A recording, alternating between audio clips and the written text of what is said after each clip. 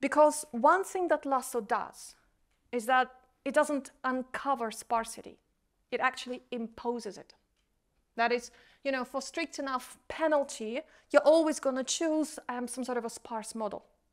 But if the true data generating process is dense, or if the nature of the sparsity is different from the one that you assume in the estimation, you are going to get a wrong answer. On top of that, it's not enough for that model to be generally sparse. You want that true model to be unique. Like always, you know, you want to have consistency, so you need to converge to something that is unique, usually. And for us to be able to trust the results of the output, you also need to make sure that the best performing model, or the truth, whatever is going to be your assumption there, is going to be well separated from the second best.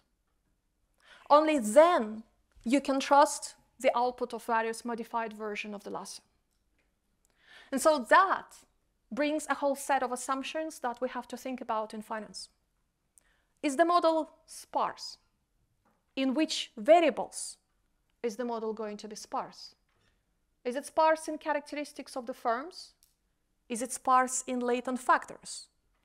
Is it sparse in a bunch of cross-sectional long-short factors that we can put as, you know, right-hand side variables in the regression?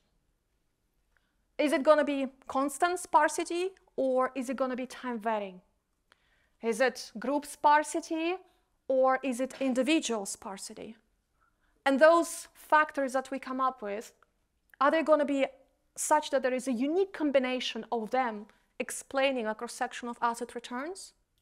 Or maybe we have many different combinations of existing factors that all deliver roughly exactly the same fit. And as a result, the whole question of selecting, you know, a subset of variables then doesn't make much sense.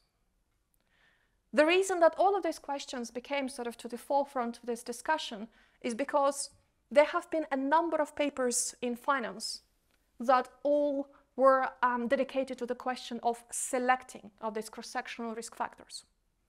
Every single one of them claimed to have consistent model selection. That is, you know, a procedure that really should deliver the truth, that should uncover what is a small set of factors that is really responsible for the cross-section of asset returns, and as a result, also the set of factors that we should use in the asset management for investment. But all of those different approaches have one thing in common. They disagree on what they find. If you use normal lasso, you're going to find one set of variables. If you use a group lasso, you're going to end up with another set of variables. If you start with a non-parametric regression or a linear regression of returns and characteristics, you're going to find a set of variables number 3 and number 4. Some people say that the model should be sparse in latent factors like principal components, but it could have many characteristics entering the loadings of those principal components. Others say that no, it's actually going to be a combination of some observable factors and then some latent.